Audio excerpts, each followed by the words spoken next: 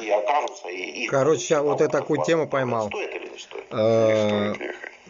Смотрим, короче. Не стоит. Сейчас Потому вот что он, постоянно получается, дома молдаванина работать допрашивал, но там написано башкир. Это Ну-ка важно. вот, земляки, давайте.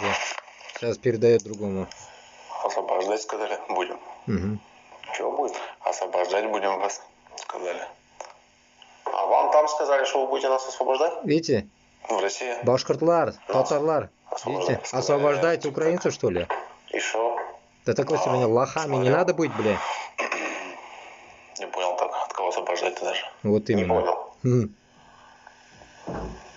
А что понял? То, что не нужна эта война вообще. Это хорошая мысль. Я вот даже книжку читал.